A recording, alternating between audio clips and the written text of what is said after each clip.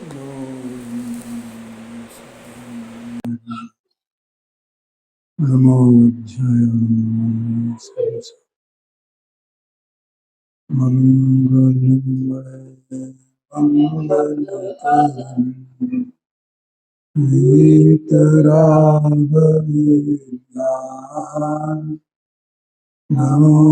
ताहियाते भई हरिहंतानि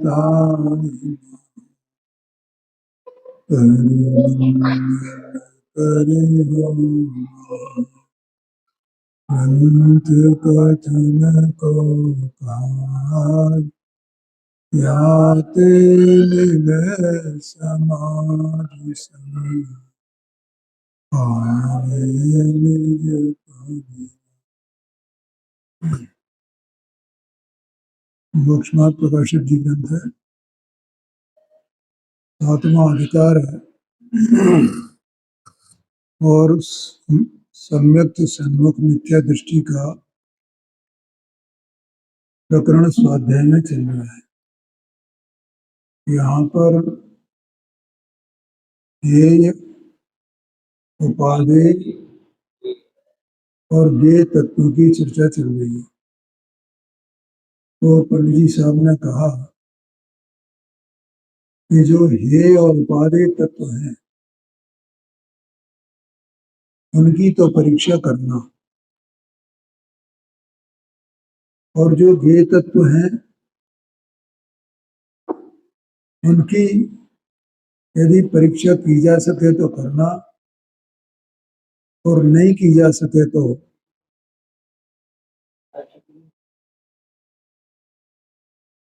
नहीं भी करना।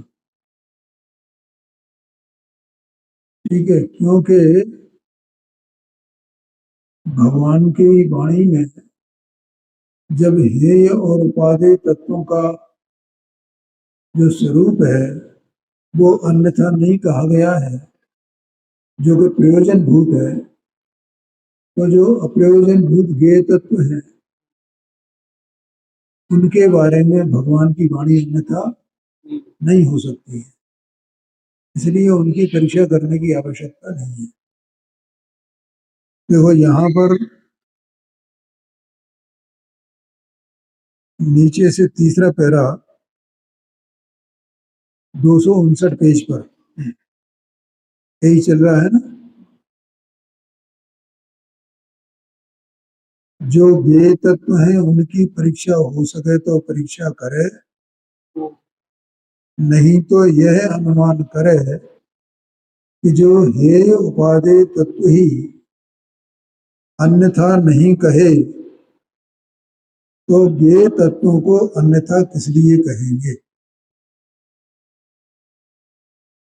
ठीक है, जैसे कोई प्रयोजन रूप कार्यों में भी झूठ नहीं बोलता तो वह अप्रयोजन झूठ क्यों बोलेगा, माने जो जिससे कोई प्रयोजन नहीं है ऐसी बात में झूठ क्यों बोलेगा।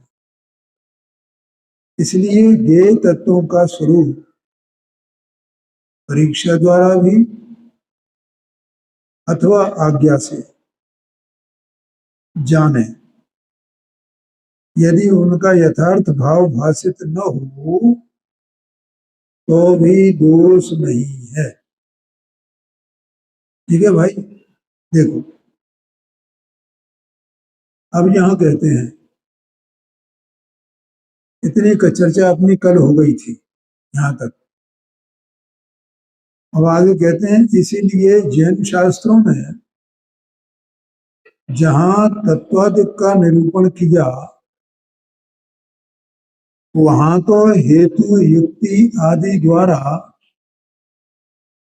जिस प्रकार इस जीव को अनुमान आदि से प्रतीति आवे उसी प्रकार कथन किया है। ठीक है भैया, हेतु से, हेतु का मतलब क्या होता है मैंने कल बताया था। हेतु का मतलब है ऐसा क्यों है, और अपने को ये प्रश्न आता ही आता है ऐसा क्यों है, ऐसा क्यों है। तो उस क्यों का अर्थात उसका ऐसा इसके पीछे क्या कारण है, तो उस कारण से उसको बताना है। जैसे आश्रव तत्व है तो वो उसको हे कहा, तो ऐसा वो क्यों है, आश्रव हे क्यों है? और आत्मा का जो स्वभाव ज्ञान है उसे उपादेय कहा, तो वो उपादेय क्यों है, और उसमें युक्ति के द्वारा उसे बताया जाना, नए प्रमाण से बताना, ठीक है ना। तो इस प्रकार से हेतु से, युक्ति से, दृष्टांत से ये बताया जाता है, क्योंकि उस प्रकार से बताए जाने पर जो सुनने वाला है, समझने वाला है, उसे अनुमानादिक से प्रतीति हो सकती है। तथा देखो ये तो इनकी बात आ गई, हे और उपादेय तत्वों की बात। अब कहते हैं ज्ञेय तत्वों की बात। तथा त्रिलोक, गुणस्थान, मार्गणा, पुराणादि के कथन आज्ञानुसार किए हैं, इसलिए हे उपादेय तत्वों की परीक्षा करना योग्य है। माने ये जो कथन किए हैं ये तो आज्ञानुसार हैं। आगम में मार्गणाओं का कथन आया, गुणस्थानों का कथन आया, तीन लोक का कथन आया है, और पुराणादि की माने ये इतिहास अपना पुराना महापुरुषों की कथाएं जो कही, पुराण माने हाँ महापुरुषों की कथाएं, जैसे पद्म पुराण, शांतिनाथ पुराण, ऐसे ये पुराण है, हरवंश पुराण, उत्तर पुराण, आदि पुराण, ये सब पुराण है। तो पुराण में पुराण पुरुषों की कथाएं हैं, तो वे भी आज्ञा के अनुसार बताई कही गई है, ठीक है। उनकी भी अपन परीक्षा नहीं कर सकते, तो वे तो ज्ञेय तत्व हैं।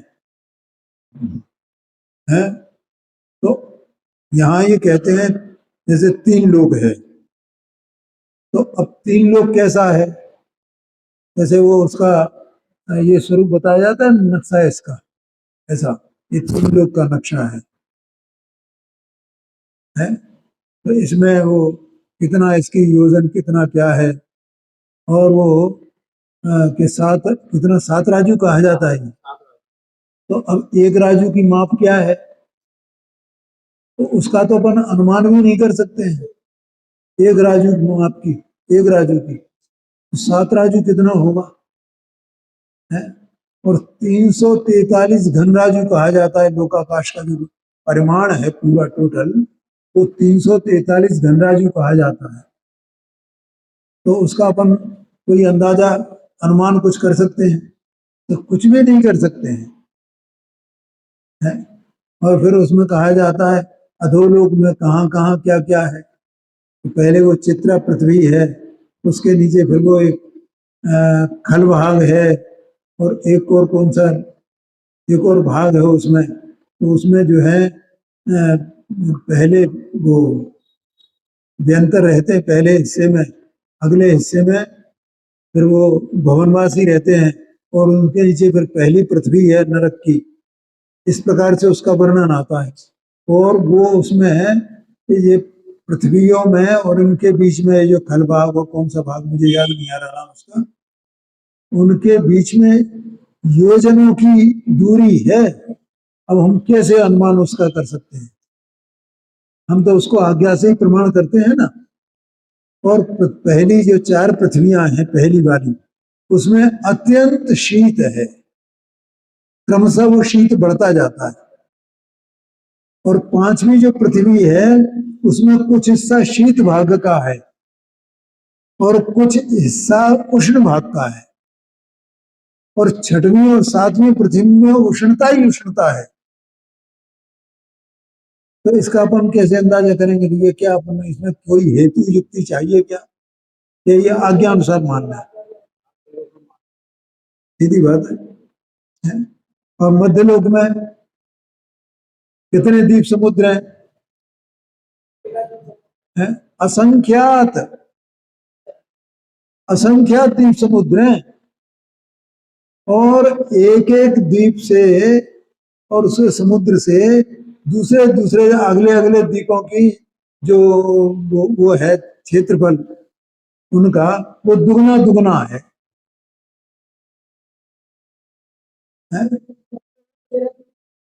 है जी।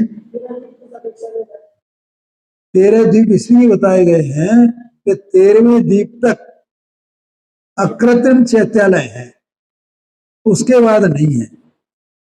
13वें द्वीप का नाम रोचकवर द्वीप और 8वें द्वीप का नाम नंदीश्वर द्वीप। ठीक है ना? तो अब अपन इनमें भी नहीं पहुंच सकते हैं ना, अपन इनको जानते हैं। ये तो इसमें जो वर्णन किया गया उससे अनुसार प्रमाण करते हैं कि ठीक है भैया, जो भगवान ने ये कहा है ठीक है। हाँ हाँ हाँ, बिल्कुल बिल्कुल। वो इंद्रध्वज विधान जो होता है ना, वो 13 द्वीप का विधान नहीं है। चाहे उसे इंद्रध्वज विधान कह दो, चाहे 13 द्वीप विधान कह दो, पुराना एक 13 द्वीप विधान भी बना हुआ है पहले से है। हाँ, वो लोहामंडी में होता है हर साल है। और नया जो है वो बनाया उन्होंने, राजमल जी ने, पवैया जी ने बनाया है नया वाला। तो इस प्रकार से वो 13 द्वीप विधान वो होता है। और उसके आगे वो असंख्यात द्वीप समुद्र है। और अंतिम द्वीप जो है उसका नाम स्वयंभू रमण समुद्र है।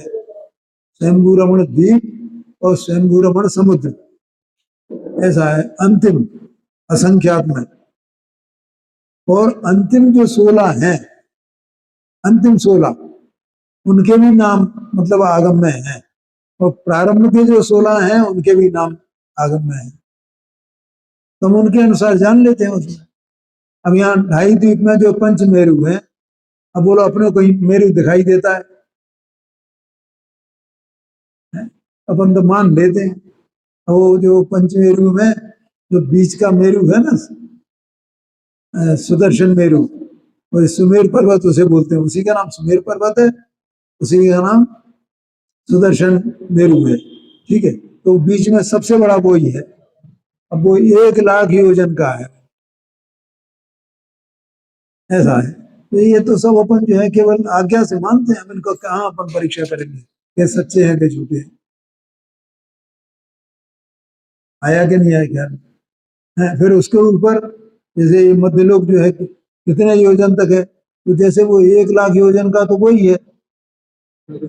हाँ, ठीक है। और उसके ऊपर और कहीं जाकर के उससे आगे, और ये जो जितना ज्योतिषी लोक है ना, वो इसी में मध्य लोक में आता है, वो ऊर्ध्व लोक में नहीं आता है। नहीं नहीं नहीं, ऊर्ध्व लोक में नहीं आता है। ये तो जो सुमेरु पर्वत है ना, इससे भी नीचे ही है पूरा, और उसके ऊपर वो है स्वर्ग लोक। ठीक है, तो स्वर्ग माने वो जो 16 स्वर्ग हैं उसमें जो विमानवासी देव जहाँ रहते हैं वो स्वर्ग कहा जाता है। लेकिन जो ये भवनवासी और ज्योतिष जो रहते हैं और ये अपना व्यंतर रहते हैं, तो इनको स्थान को स्वर्ग नहीं कहा जाता। और वहां वे नहीं रहते हैं उसमें स्वर्ग में, व्यंतर, भवनवासी और ज्योतिषी वे स्वर्ग में नहीं रहते हैं। हाँ, ये बातें आपको मालूम नहीं होंगी। हाँ हाँ जी, हाँ जी, हाँ जी, है जी, हाँ जी, हाँ जी। नहीं, हाँ नहीं, विमानवासी नहीं है ये, विमान वाले नहीं है ये, ज्योतिष देव है ये तो मध्यलोक में ही है। और भवनवासी और व्यंतर ये भी नीचे है, नीचे पृथ्वी में है। और भवनवासी तो वही है और व्यंतर वहां है। और व्यंतर भी इस लोक मध्यलोक में भी रहते हैं। व्यंतरों के दोनों स्थान है, मध्यलोक में भी रहते हैं और वहां भी रहते हैं। और विमानवासी वहीं रहते हैं ऊपर, इस तरह से है वो। और फिर वो विमानवासी हैं, फिर वो विवेक है 9 है, फिर वो अनुदिश विमान है, फिर अनुत्तर विमान है। हाँ, इस प्रकार से वो कितना वो है, मतलब तो इतना। हाँ जी, हाँ। तो ये तो केवल अपन अनुमान लगा सकते हैं, और एक एक विमान में असंख्य असंख्य देव हैं। यहाँ अब आप समझ लो कि अपना वर्तमान में अपनी जो ये पृथ्वी है ना, है, यहाँ पर इतने चीन और जापान और ये इतने देश हैं, और पूरी दुनिया की जो पॉपुलेशन है वो कितनी है, 7 अरब है, ऐसा कहा जाता है ना। और यहाँ की पॉपुलेशन तो 7 अरब ही है, और वहां की एक विमान की पॉपुलेशन कितनी है?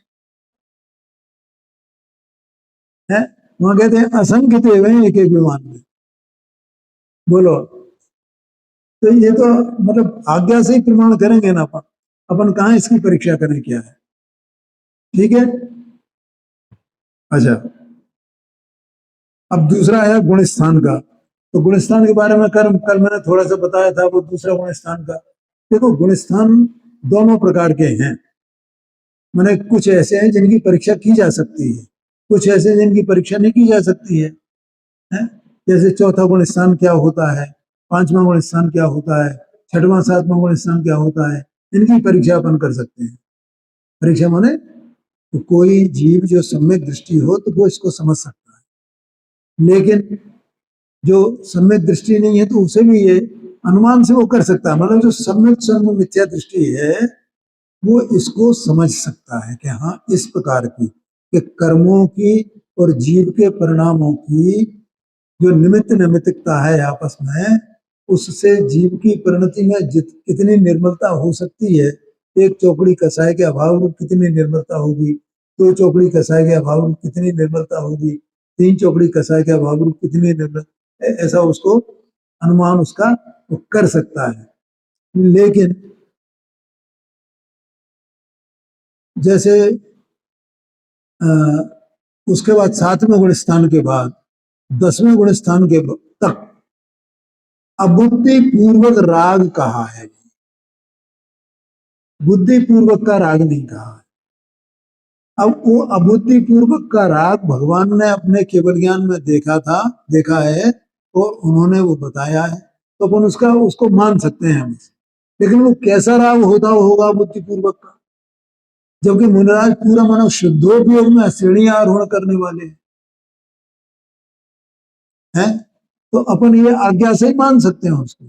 और फिर वहां 7वें गुण स्थान से जब शुद्धोपयोग शुरू होता है, श्रेणी आरोहण होता है, तो वहां कौन कौन सी कर्म प्रकृतियों का क्षय होता है, विच्युति होती है, ये तो उसमें आज्ञानुसार ही अपन मान सकते हैं ना।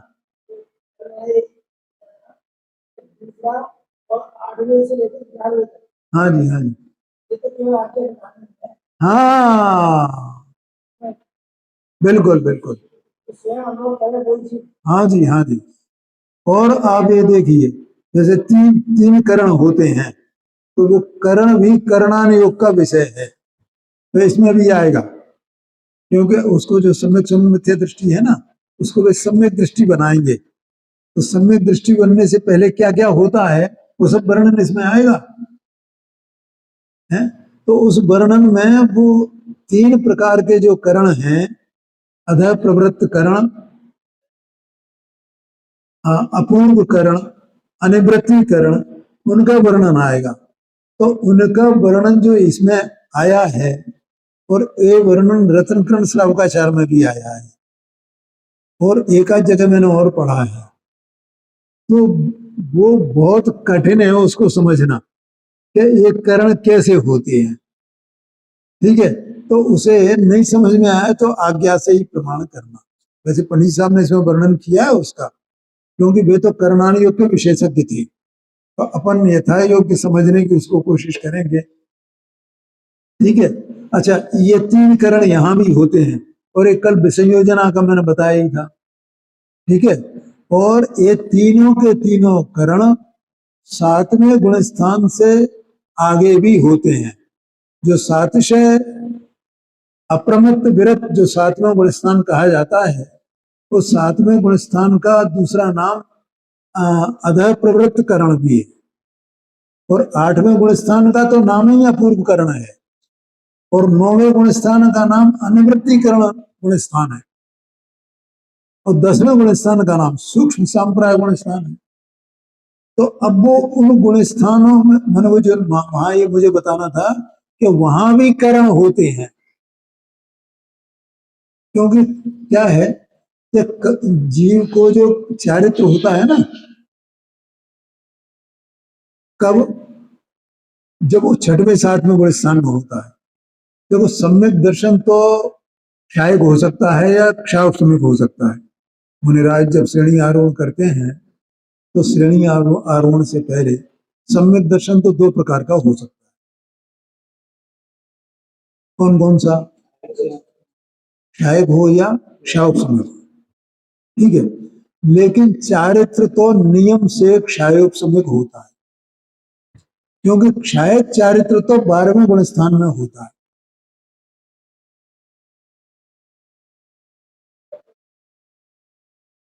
बारहवें गुण स्थान से पहले क्षायक चारित्र नहीं होता है, ठीक है। और क्षायोपशमिक चारित्र होगा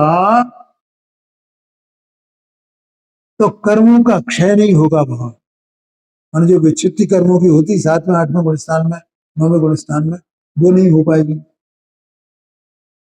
क्षायोपशमिक चारित्र के चलते। तो इसलिए वहां वो 3 करण होते हैं, और 3 करण के द्वारा वो जो क्षोभसम चारित्र है वो या तो औपशमिक चारित्र में बदलेगा और या क्षायक चारित्र में बदलेगा, और औपशमिक चारित्र में बदलेगा तो 11वां गुण स्थान में पहुंचेगा, वहां वो चारित्र मोहनी कर्म का उपशम हो जाएगा, ठीक है। और इसलिए फिर वो उदय में आवेगा तो वो नीचे उतरेगा। और अगर उसका क्षायक चारित्र हो गया, मैंने वो क्षायक क्षपणा हो गई प्रारंभ, उसकी क्षपणा प्रारंभ होना कहते हैं उसको, तो क्षपणा प्रारंभ हुई तो वो जो चारित्र मोहनी की जो प्रकृतियां हैं वो क्षय को प्राप्त होती जाती है करण के द्वारा। तो क्षय को प्राप्त होते होते वो 10वें गुण स्थान में वो सूक्ष्म राग रह जाता है, ठीक है, लोभ का राग। तो वो जब क्षय होता है तो 12वां गुण स्थान है, तो वहां तक वो सब प्रकृतियों का क्षय हो गया चारित्र मोहनी कर्म की, इसलिए वहां 12वें गुण स्थान में क्षय चारित्र कहा जाता है, ऐसा है। और उसके लिए वो कर्ण लब्धि वहां होती है, मतलब 3 प्रकार की कर्ण वहां होते हैं 7वें 8वें 9वें गुण स्थान में, ठीक है। तो अब ये तो अपन बातों में बना रहे हैं केवल, लेकिन वहां क्या होता है वो तो परीक्षा नहीं की जा सकती ना, है? ये तो जो मैंने पढ़ा हुआ है तो थोड़ा ये भी अच्छा है कि मुझे उसकी थोड़ी सी रुचि है समझने की तो आपको मैं ये बता रहा हूँ, है। लेकिन जितना मेरी समझ में आया वो मैं आपको बता रहा हूँ इसको। तो इस प्रकार से यहाँ कहना तो ये है कि इनको हम जाने या नहीं जाने, ये आज्ञा अनुसार मान लें तो भी उसमें कोई हमारा नुकसान नहीं है, लेकिन अगर हे उपादेय तत्वों को अपन नहीं जानेंगे तो अपना नुकसान है। आया समझ में? तो इस तरह से गुणस्थान की बात हो गई। अब मार्गणा की बात है, देखो। तो मार्गणाएं भी जैसे गुणस्थान 14 प्रकार के होते हैं, तो मार्गणाएं भी 14 प्रकार की होती है गुणस्थान और मार्गणा में क्या अंतर है कि गुणस्थान तो क्रम क्रम से होते हैं, 4था गुणस्थान, फिर 5वां गुणस्थान, फिर 6वां गुणस्थान, ऐसे ही होएगा ना। लेकिन मार्गणाएं जो है वो एक जीव को 14 प्रकार की एक साथ होती है। हाँ जी, होती है। आ गया समझ में? अब उन मार्गणाओं के भेद होते हैं, तो जो भेद होते हैं उनमें से कोई ना कोई भेद हर मार्गणा का जीव के परिणामों रूप से होता है, ये समझ में।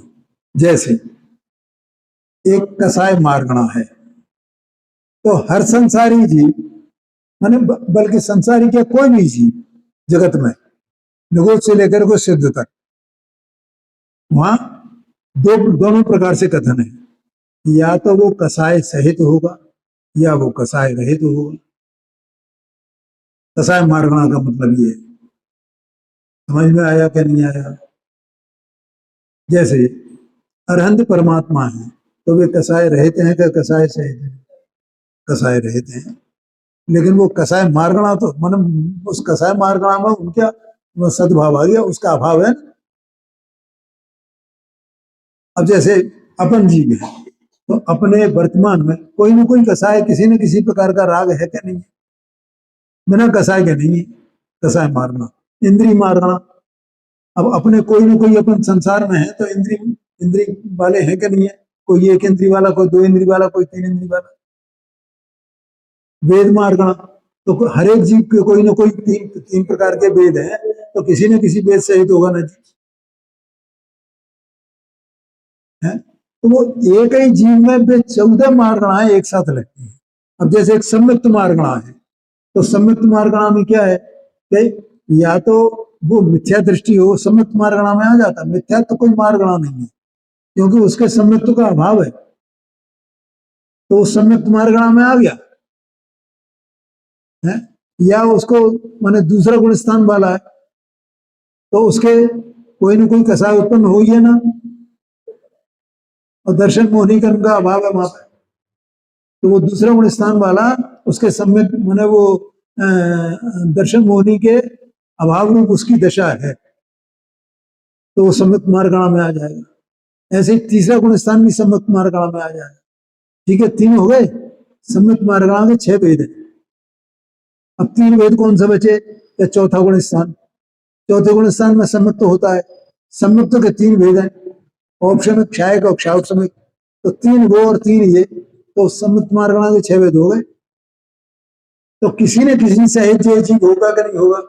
किसी न किसी भाव सहित, या तो सम्यक्त सहित हो, या सम्यक्त के अभाव सहित हो, या औपशमिक सम्यक्त के सहित हो, या क्षायक सम्यक्त के सहित हो, कुछ भी ना कुछ तो होगा ना। ऐसे उसके सारी मार्गणाएं, अब जैसे भव्य तो मार्गणा है तो या तो वो भव्य होगा या भव्य होगा है। ऐसे संगी मार्गणा है, संज्ञा संगी मार्गणा, तो वो संगी होगा या असंगी होगा। और 4 प्रकार की संज्ञाएं होती है संज्ञा मार्गणा में, तो कोई ना कोई संज्ञा जीव को हमेशा बनी रहती है नहीं। 4 प्रकार की है ना, परिग्रह, मैथुन, आहार, हाँ, तो कोई ना कोई है ना इसको संज्ञा हमेशा। तो ऐसे 14 प्रकार की मार्गणाएं हरेक जीव को एक साथ रहती हैं, लेकिन गुणस्थान वो क्रम से होते हैं। बोलो समझ में आया ना? अब जैसे काय मार्गणा है तो काय मार्गणा जो है वो काय मार्गणा के 7 भेद हैं। कौन कौन से? काय कितने प्रकार की होती हैं? 5 प्रकार की। तो 5 तो वही हो गए भेद, औदारिक, वैक्रियक, आहारक, तेजस, कार्माण हो गए ना 5। आहारक, तेजस, कार्माण, औदारिक, वैक्री, और 2 और होते हैं, औदारिक मिश्र और वैक्रियक मिश्र।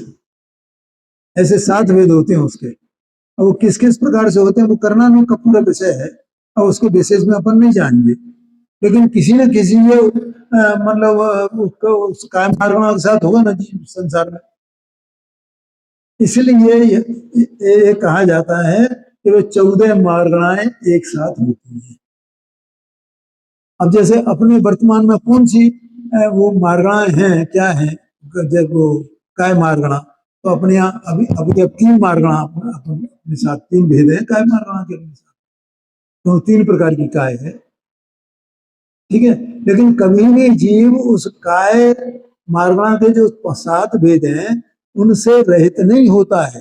जैसे कोई जीव एक इसको छोड़ करके जाए ना, एक भव को छोड़ करके, और अगले भव के लिए जाए वो, तो उस काल में भी उसके काय मार्गणा का अभाव नहीं होता है, कोई ना कोई भेद उसके साथ में रहता है।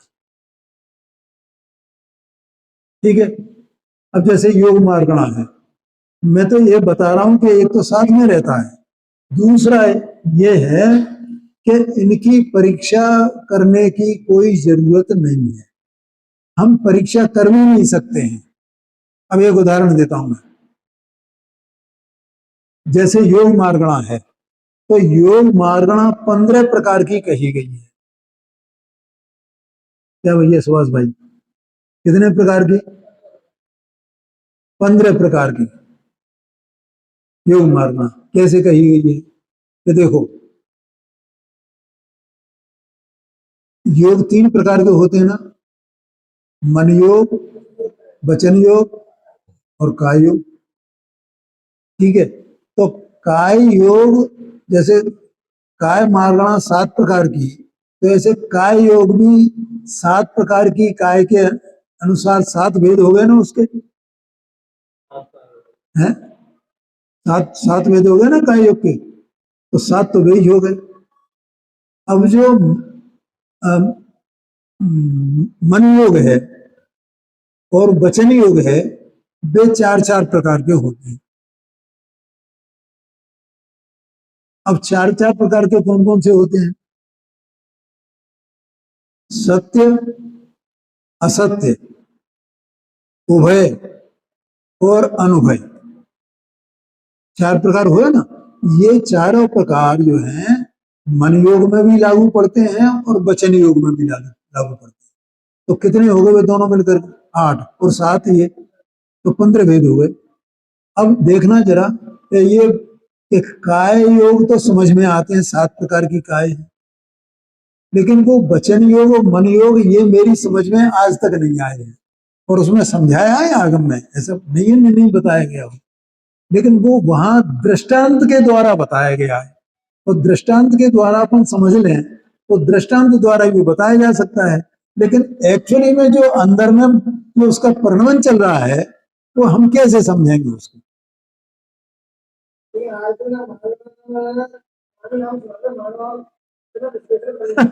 अच्छा अच्छा, नहीं तो क्या है, देखो, आपको कहीं सुनने को मिलेगा भी नहीं। उसके 2 कारण हैं। देखो, पहली बात तो यही है कि ये प्रयोजन भूत नहीं है, पहली बात तो यही है। दूसरी बात ये है कि अपन जो शास्त्र पढ़ते हैं, जो स्वाध्याय करते कराते हैं, उनमें इनका कोई विशेष कहीं कुछ आता भी नहीं। ठीक है। तीसरा कारण ये भी है कि जैसे मुझे तो इतनी रुचि हुई और मैंने इतना पढ़ा है, इतना समय इनमें लगाया है, तो दूसरे विद्वानों को इतनी भी रुचि नहीं है उनको समझने की। हालांकि पंडित जी साहब ने खुद इसमें ये कहा है कि भैया थोड़ा बहुत इनका भी ज्ञान करना, करणाने का भी ज्ञान करना, ऐसा कहा है? और मुझे अपने आप ही ऐसी रुचि हुई तो मैंने उसका ज्ञान किया, तो आपको ये बातें बताई हैं। और ये तो अपने को मतलब थोड़ा समझ, इतना तो समझ ही लेना चाहिए ना कि जैसे गुण स्थान में क्रम पड़ता है, लेकिन मार्गणाओं में क्रम नहीं पड़ता है। अच्छा, मार्गणाओं का कथन किया ही क्यों गया है कि उनकी परीक्षा नहीं करनी है, कोई बात ही नहीं है।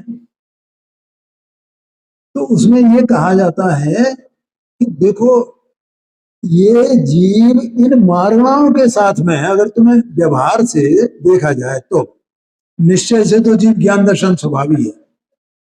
ठीक है, लेकिन अगर हमें ऐसा ही करते रहे जैसा अपन ने पहले पढ़ा था कि जीव तो ज्ञान दर्शन स्वभावी है, तो उसको तो अपन कैसे जान पाएंगे?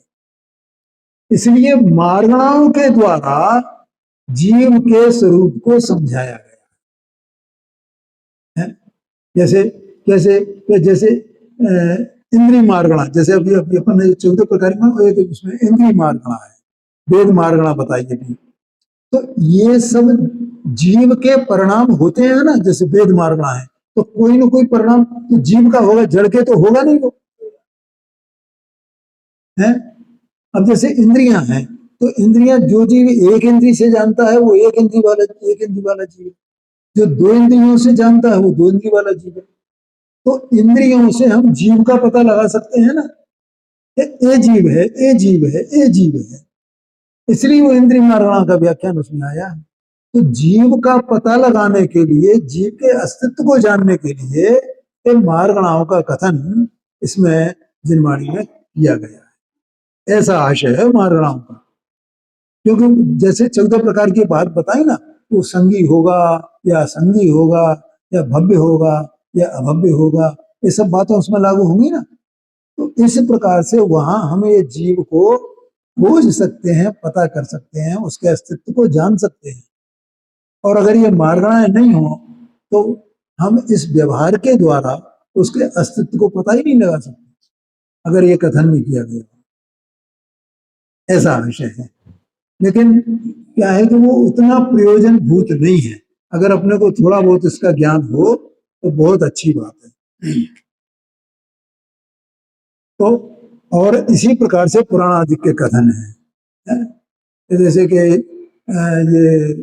63 शला का पुरुष होते हैं, और ये चौथे काल में होते हैं, और ये चक्रवर्ती होते हैं, तीर्थंकर होते हैं, नारायण प्रतनारायण ये सब होते हैं। इनके नारायण प्रतनारायण की जो है वो आपस में वो रहता है। नारायण जो है प्रतनारायण का घात करता है ना, और दोनों ही नरक में जाते हैं।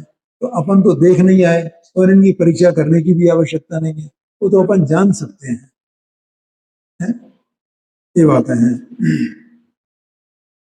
इस ये हो गया, ठीक है, इतना डिटेल इसमें आ गया। अब आगे कहते हैं, देखो वहां जीवादिक द्रव्यों व तत्वों का तथा स्वपर को पहचानना। जीवादिक जो 6 द्रव्य हैं, उन 6 द्रव्यों के स्वरूप को पहचानना, और जो जीवादिक 7 तत्व हैं, 9 पदार्थ हैं, उनका स्वरूप पहचानना, और अपना और पर का ये दोनों स्वरूप पहचानना। ऐसा पंडित साहब कहते हैं। क्या करना है इनको? इनको पहचानना है। क्या पहचानना है? ये 6 जातियों के द्रव्य हैं। 6 जातियां कहो, 6 स्वभाव कहो, यही है ना। इसमें इसके अलावा और कुछ है नहीं विश्व में। और ये 6 द्रव्य, इनकी 2 विशेषताएं। पहली विशेषता तो कि ये अनादि अनंत है, 6 जाति के द्रव्य, ठीक है। इसलिए एक कभी ये जो है कभी नष्ट नहीं होते, और एक कभी उत्पन्न नहीं होते, अनादि अनंत है। वे त्रिकाल सत्स्वरूप हैं, और ये अपन परीक्षा कर सकते हैं, पहचान सकते हैं, ठीक है। क्यों पहचानना जरूरी है उनका? इसलिए कि इनका कोई कर्ता धर्ता नहीं है। ये बात अपने चित्त में सिद्ध होनी चाहिए। तो एक तो वे सत्स्वरूप हैं, कोई उन्हें उत्पन्न नहीं करता, कोई उन्हें नष्ट नहीं कर सकता है, और ये 6 द्रव्य मिलकर के ही इस विश्व को बनाए हुए हैं। इनका अभाव नहीं होता ना, तो विश्व का कभी अभाव नहीं होता। दूसरा कि ये 6 द्रव्य उत्पाद व द्रव्य स्वरूप हैं, गुण पर्यायात्मक है। ये भी अपने को परीक्षा करनी चाहिए, ठीक है। तीसरी बात,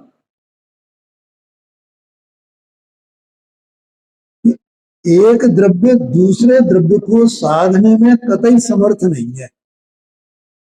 सारे के सारे द्रव्य अपने अपने को साधते हैं। आया क्या नहीं आया क्या?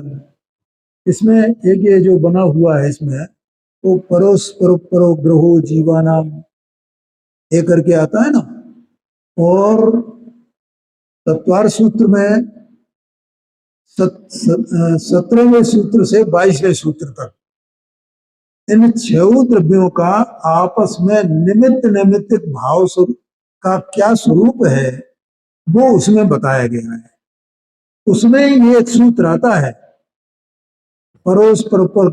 परस्परोपग्रहो जीवाना, ऐसा करके।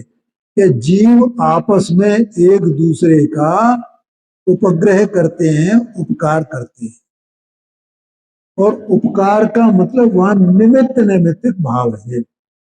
उपकार का मतलब भला करते हैं ऐसा नहीं है। देखो वहां उपकार का अर्थ भलाई कतई नहीं है, ऐसा समझना। ठीक है, देखो क्या है, हरेक जीव का भला बुरा जो होता है तो उसका अपने कर्म के उदयानुसार होता है, या जीव उसका भला बुरा कर सकता है? बोलो, सबके सब बोलो, क्या है? बोलो सुभाष जी। है अपने अपने कर्म के अनुसार। इसका मतलब कोई जीव किसी जीव का न तो बुरा कर सकता है और न भला कर सकता है, कर ही नहीं सकता है। तो फिर यहाँ उपकार का अर्थ भला या बुरा कैसे हो सकता है? वो है ही नहीं। तो फिर उपकार का मतलब क्या है? अच्छा आप ये देखिए, मुझे ये विचार आया एक दिन, मैं जब तत्पर सूत्र का स्वाध्याय कर रहा था तब मुझे वो उपकार का, उपग्रह या उपकार, इसका अर्थ एकदम स्पष्ट हो गया मेरे ज्ञान में। और देखो इत्तेफाक ऐसा हुआ कि 2-3 दिन 4 दिन बाद डॉक्टर साहब का व्याख्यान आया, तो उसी वो उपकार का अर्थ उन्होंने वहां बताया, और जो डॉक्टर साहब ने बताया वो मेरे चिंतन में आया था, तो मैं वो बता रहा हूँ आपको। देखो क्या है, जैसे कार शब्द है ना, कार, और कार में उप प्रत्यय लग जाता है तो वो उपकार बन गया। ठीक है, अच्छा कार का अर्थ क्या होता है? कार का अर्थ होता है कार्य। शांति से समझ रहे जरूर, मैंने एकाग्रता करके। कार का मतलब क्या है? कार्य। ठीक है, अब एक द्रव्य में जो कार्य होता है वो कार्य उस द्रव्य के अपने उपादान से होता है ना। कैसे होता है? उपादान से होता है। तो उस जीव ने वो अपना कार्य अपने उपादान से किया। अब जीव में अपना, जीव में किसी भी पदार्थ में वो कार्य हुआ तो उसके अपने उपादान से हुआ, किसी दूसरे ने नहीं किया। ठीक है, अब वो अपने उपादान से हुआ वो कार्य, तो वो एक प्रकार का उसका अपना परिणाम है ना। क्या है? उसका परिणाम है। ठीक है, अब इसका अपना जो परिणाम हुआ है तो ये परिणाम इसका इसके लिए है ना। इसका जो परिणाम है वो इसका इसके लिए है। ठीक है, अब इसी का जो परिणाम है वो किसी दूसरे जीव के लिए निमित्त हो सकता है ना। क्या बोला? क्या सुभाष जी क्या बोला? कि इसका अपने उपादान से जो कार्य हुआ वो तो इसका अपना कार्य, और इसी का अपना जो कार्य है वो दूसरे द्रव्य के लिए वो उसका निमित्त होगा क्या नहीं होगा? होगा क्या नहीं होगा? नहीं नहीं, वो नियम से होगा ही, क्योंकि निमित्त निमित्त भाव निरंतर बन ही रहे हैं अनंत अनंत द्रव्यों के बीच में, स्वयं ऐसा हो रहा है। क्यों? क्योंकि जो भी, जैसे इसका भी अपना कार्य हुआ उपादान से, तो उसमें भी कोई ना कोई निमित्त कारण होगा।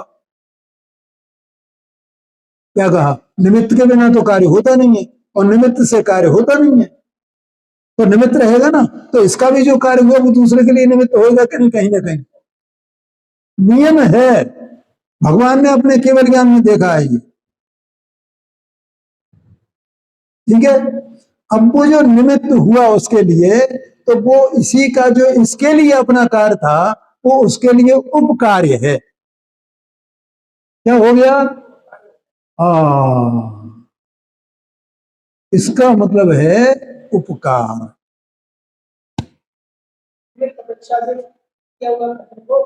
एवं इसके लिए वही कार्य कार्य है, और उसके इसी का जो कार्य है वो दूसरे के लिए वो उपकार्य है।